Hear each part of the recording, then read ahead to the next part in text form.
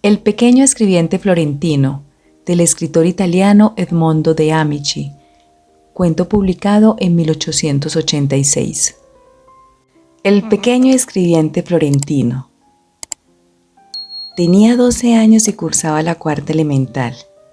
Era un simpático niño florentino de cabellos rubios y tez blanca, hijo mayor de cierto empleado de ferrocarriles quien, teniendo una familia numerosa y un escaso sueldo, vivía con suma estrechez. Su padre lo quería mucho y era bueno e indulgente con él, indulgente en todo menos en lo que se refería a la escuela. En esto era muy exigente y se revestía de bastante severidad, porque el hijo debía estar pronto dispuesto a obtener otro empleo para ayudar a sostener a la familia, y para ello necesitaba trabajar mucho en poco tiempo. Así, aunque el muchacho era aplicado, el padre lo exhortaba siempre a estudiar. Era este ya de avanzada edad y el exceso de trabajo lo había también envejecido prematuramente. En efecto, para proveer a las necesidades de la familia, además del mucho trabajo que tenía en su empleo, se buscaba a la vez, aquí y allá, trabajos extraordinarios de copista. Pasaba, entonces, sin descansar ante su mesa buena parte de la noche. Últimamente, cierta casa editorial que publicaba libros y periódicos le había hecho el encargo de escribir en las fajas el nombre y la dirección de los suscriptores.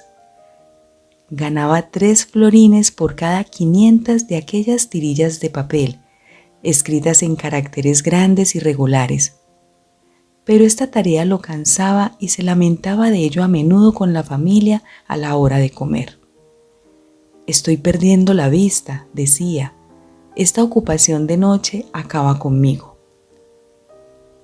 El hijo le dijo un día: «Papá, déjame trabajar en tu lugar. Tú sabes que escribo regular tanto como tú». Pero el padre le respondió: «No, hijo, no. Tú debes estudiar. Tu escuela es mucho más importante que mis fajas. Tendría remordimiento si te privara del estudio una hora. Lo agradezco, pero no quiero, y no me hables más de ello». El hijo sabía que con su padre era inútil insistir en aquellas materias y no insistió. Pero he aquí lo que hizo. Sabía que a las 12 en punto dejaba a su padre de escribir y salía del despacho para dirigirse a la alcoba. Alguna vez lo había oído. En cuanto el reloj daba las 12, sentía inmediatamente el rumor de la silla que se movía y el lento paso de su padre. Una noche esperó a que estuviese ya en cama. Se vistió sin hacer ruido, anduvo a tientas por el cuarto, encendió el quinqué de petróleo y se sentó en la mesa de despacho, donde había un montón de fajas blancas y la indicación de las direcciones de los suscriptores. Empezó a escribir, imitando todo lo que pudo la letra de su padre, y escribía contento, con gusto, aunque con miedo. Las fajas escritas aumentaban y de vez en cuando dejaba la pluma para frotarse las manos. Después continuaba con más alegría, atento el oído y sonriente. Escribió 160, cerca de 1 florín. Entonces se detuvo, dejó la pluma donde estaba, apagó la luz y se volvió a la cama de puntillas. Aquel día a las 12 el padre se sentó a la mesa de buen humor. No había advertido nada. Hacía aquel trabajo mecánicamente contando las horas y pensando en otra cosa. No sacaba la cuenta de las fajas escritas hasta el día siguiente. Sentaba a la mesa con buen humor y poniendo la mano en el hombro del hijo: Julio», le dijo, «mira qué buen trabajador es tu padre. En 2 horas he trabajado anoche 1/3 más de lo que acostumbro. La mano aún está ágil y los ojos cumplen todavía con su deber». Julio, contento, mudo, decía para sí: «Pobre padre, además de la ganancia le he proporcionado también esta satisfacción, la de creerse rejuvenecido. Ánimo pues. Alentado con el éxito, la noche siguiente, en cuanto dieron las 12, se levantó otra vez y se puso a trabajar. Y lo mismo siguió haciendo varias noches. Su padre seguía también sin advertir nada. Solo una vez, cenando, observó de pronto: «Es raro. ¿Cuánto petróleo se gasta en esta casa de algún tiempo a esta parte?». Julio se estremeció, pero la conversación no pasó de allí y el trabajo nocturno siguió adelante. Lo que ocurrió fue que, interrumpiendo así su sueño todas las noches, Julio no descansaba bastante. Por la mañana se levantaba rendido aún y por la noche al estudiar le costaba trabajo tener los ojos abiertos. Una noche, por primera vez en su vida, se quedó dormido sobre los apuntes. «Vamos, vamos», le gritó su padre dando una palmada. «Al trabajo». Se asustó y volvió a ponerse a estudiar, pero la noche y los días siguientes continuaba igual y aún peor. Daba cabezadas sobre los libros, se despertaba más tarde de lo acostumbrado, estudiaba las lecciones con desgano y parecía que le disgustaba el estudio. Su padre empezó a observarlo, después se preocupó de ello y, al fin, tuvo que reprenderlo. Nunca lo había tenido que hacer por esta causa. «Julio», le dijo una mañana, «tú te descuidas mucho, ya no eres el de otras veces. No quiero esto. Todas las esperanzas de la familia se cifraban en ti. Estoy muy descontento, ¿comprendes?». A este único regaño, el verdaderamente severo que había recibido, el muchacho se turbó. «Sí, cierto», murmuró entre dientes. «Así no se puede continuar. Es menester que el engaño concluya». Pero por la noche de aquel mismo día, durante la comida, su padre exclamó con alegría: «Este mes he ganado en las fajas 32 florines más que el mes pasado». Y diciendo esto, sacó a la mesa un puñado de dulces que había comprado para celebrar con sus hijos la ganancia extraordinaria que todos acogieron con júbilo. Entonces Julio cobró ánimo y pensó para sí: «No, pobre padre, no cesaré de engañarte.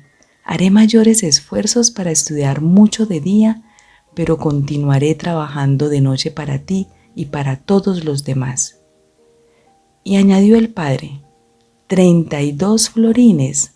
Estoy contento. Pero hay otra cosa», y señaló a Julio, «que me disgusta». Y Julio recibió la reconvención en silencio, conteniendo 2 lágrimas que querían salir, pero sintiendo al mismo tiempo en el corazón cierta dulzura. Y siguió trabajando con ahínco, pero acumulándose un trabajo a otro, le era cada vez más difícil resistir. La situación se prolongó así por 2 meses. El padre continuaba reprendiendo al muchacho y mirándolo cada vez más enojado. Un día fue a preguntar por él al maestro y éste le dijo: «Sí, cumple, porque tiene buena inteligencia, pero no está tan aplicado como antes. Se duerme, bosteza, está distraído, hace sus apuntes cortos, deprisa, con mala letra. Él podría hacer más, pero mucho más». Aquella noche el padre llamó al hijo aparte y le hizo reconvenciones más severas que las que hasta entonces le había hecho. «Julio, tú ves que yo trabajo, que yo gasto mucho mi vida por la familia. Tú no me secundas, tú no tienes lástima de mí ni de tus hermanos, ni aún de tu madre». «Ah, no, no diga usted eso, padre mío», gritó el hijo ahogado en llanto y abrió la boca para confesarlo todo. Pero su padre lo interrumpió diciendo: «Tú conoces las condiciones de la familia. Sabes que hay necesidad de hacer mucho, de sacrificarnos todos. Yo mismo debía doblar mi trabajo. Yo contaba estos meses últimos con una gratificación de 100 florines en el ferrocarril y he sabido esta mañana que ya no la tendré. Ante esta noticia, Julio retuvo enseguida la confesión que estaba por escaparse de sus labios y se dijo resueltamente: No, padre mío, no te diré nada, guardaré el secreto para poder trabajar por ti. Del dolor que te causo, te compenso de este modo. En la escuela estudiaré siempre lo bastante para salir del paso. Lo que importa es ayudar para ganar la vida y aligerarte de la ocupación que te mata. Siguió adelante, transcurrieron otros 2 meses de tarea nocturna y de pereza de día, de esfuerzos desesperados del hijo y de amargas reflexiones del padre. Pero lo peor era que éste se iba enfriando poco a poco con el niño y no le hablaba sino raras veces, como si fuera un hijo desnaturalizado, del que nada hubiese que esperar y casi huía de encontrar su mirada. Julio lo advertía, sufría en silencio, y cuando su padre volvía la espalda, le mandaba un beso furtivamente, volviendo la cara con sentimiento de ternura compasiva y triste. Mientras tanto, el dolor y la fatiga lo demacraban y le hacían perder el color, obligándolo a descuidarse cada vez más en sus estudios. Comprendía perfectamente que todo concluiría en un momento, la noche que dijera: hoy no me levanto. Pero al dar las 12, en el instante en que debía confirmar enérgicamente su propósito, sentía remordimiento. Le parecía que, quedándose en la cama, faltaba a su deber, que robaba un florín a su padre y a su familia, y se levantaba pensando que cualquier noche que su padre se despertara y lo sorprendiera, o que por casualidad se enterara contando las fajas 2 veces, entonces terminaría naturalmente todo sin un acto de su voluntad, para lo cual no se sentía con ánimos. Y así continuó la misma situación. Pero una tarde durante la comida, el padre pronunció una palabra que fue decisiva para él. Su madre lo miró y, pareciéndole que estaba más echado a perder y más pálido que de costumbre, le dijo: Julio, tú estás enfermo. Y después, volviéndose con ansiedad al padre: Julio está enfermo, mira qué pálido está. Julio mío, ¿qué tienes? El padre lo miró de reojo y dijo: la mala conciencia hace que tenga mala salud. No estaba así cuando era estudiante aplicado e hijo cariñoso. Pero está enfermo, exclamó la mamá. Ya no me importa, respondió el padre. Aquella palabra le hizo el efecto de una puñalada en el corazón al pobre muchacho. ¡Ah! Ya no le importaba su salud a su padre, que en otro tiempo temblaba de oírlo toser solamente. Ya no lo quería, pues había muerto en el corazón de su padre. «Ah, no, padre mío», dijo entre sí con el corazón angustiado. «Ahora acabó esto de veras. No puedo vivir sin tu cariño, lo quiero todo. Todo te lo diré, no te engañaré más y estudiaré como antes, suceda lo que suceda, para que tú vuelvas a quererme, padre mío. Oh, estoy decidido en mi resolución». Aquella noche se levantó todavía, más bien por fuerza de la costumbre que por otra causa, y cuando se levantó quiso volver a ver por algunos minutos, en el silencio de la noche, por última vez, aquel cuarto donde había trabajado tanto secretamente, con el corazón lleno de satisfacción y de ternura. Sin embargo, cuando se volvió a encontrar en la mesa con la luz encendida y vio aquellas fajas blancas sobre las cuales no iba ya a escribir más aquellos nombres de ciudades y de personas que se sabía de memoria, le entró una gran tristeza e involuntariamente cogió la pluma para reanudar el trabajo acostumbrado. Pero al extender la mano, tocó un libro y éste se cayó. Se quedó helado. Si su padre se despertaba, cierto que no lo habría sorprendido cometiendo ninguna mala acción y que él mismo había decidido contárselo todo. Sin embargo, el oír acercarse aquellos pasos en la oscuridad, el ser sorprendido a aquella hora, con aquel silencio, el que su madre se hubiese despertado y asustado, el pensar que por lo pronto su padre hubiera experimentado una humillación en su presencia, descubriéndolo todo. Todo esto casi lo aterraba. Aguzó el oído, suspendiendo la respiración. No oyó nada. Escuchó por la cerradura de la puerta que tenía detrás. Nada. Toda la casa dormía. Su padre no había oído. Se tranquilizó y volvió a escribir. Las fajas se amontonaban unas sobre otras.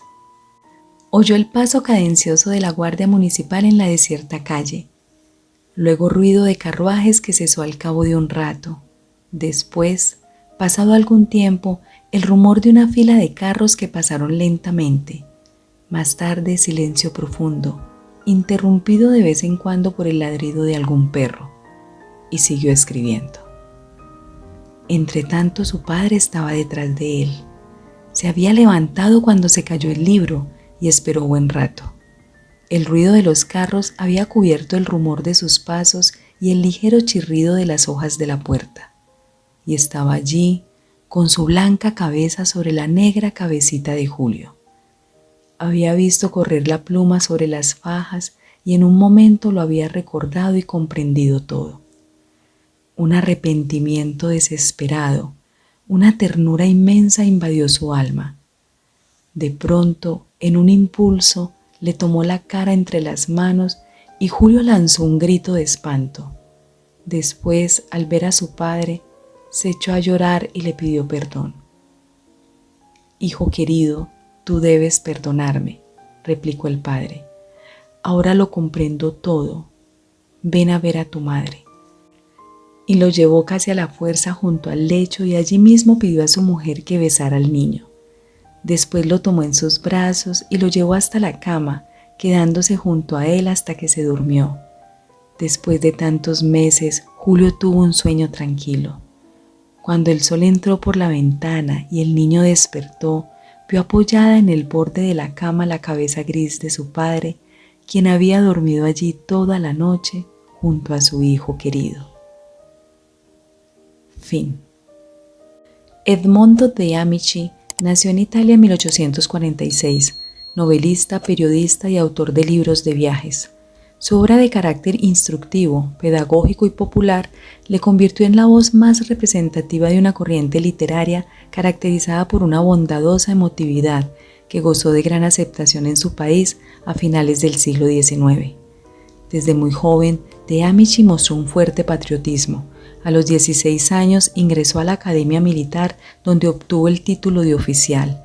Poco después se convirtió en director de revista, donde empezó a publicar algunos artículos y bocetos que por su buena acogida fueron reunidos en el volumen La vida militar, 1868. Animado por el éxito de la publicación de los libros Novelas cortas, 1872, y Ricorde del 1870-1871, decidió abandonar el ejército y dedicarse por completo al periodismo y la literatura. Como corresponsal de periódico tuvo oportunidad de visitar numerosos países. Esas experiencias le sirvieron para escribir una serie de libros en los que recogió sus impresiones de viaje. Destacan España, 1873, Holanda, 1874, Marruecos, 1876, Constantinopla, 1878, obras que significaron en Italia la difusión de un nuevo género, el libro turístico de intención literaria. En estos escritos se advierte ya el tono didáctico, moralista y educativo, en ocasiones demasiado ingenuo y bondadoso, que caracterizó toda su obra. De Amici es recordado principalmente por su novela Corazón, Diario de un niño, publicada en 1886. Esta obra, concebida en la forma de diario personal, sigue a Enrique a lo largo de su año escolar como alumno de tercer grado en una escuela municipal de Turín. Fue tal el éxito de este libro, sobre todo entre el público adolescente, que en 3 años se hicieron 100 ediciones y fue traducido a casi todas las lenguas europeas. A partir de entonces mostró un abierto interés hacia la realidad social y popular que le llevó a adherirse al Partido Socialista y a escribir libros como Sobre el Océano 1889, una dramática denuncia de las condiciones de los emigrantes italianos, La novela de un maestro 1890, La maestrita de los obreros 1895, obras en las que aborda la problemática de la escuela popular y la necesidad de extender al máximo la educación, o El coche de todos 1899, que recoge las observaciones que llevó a cabo durante un año en sus trayectos en tranvía para analizar las miserias y los dolores de la gente. De Amici falleció en Italia en 1908. Su legado literario, marcado por su estilo único, que mezcla el romanticismo y el realismo con un propósito ético, continúa vivo hasta el día de hoy. Gracias por escuchar. Narradores: Marilena Gil y Fernando Gutiérrez. Libromante es un proyecto enfocado en la difusión de obras literarias. Suscríbete y siempre recibirás nuestro contenido. Deja un like y esto nos ayuda a llegar a más personas. Muchas gracias.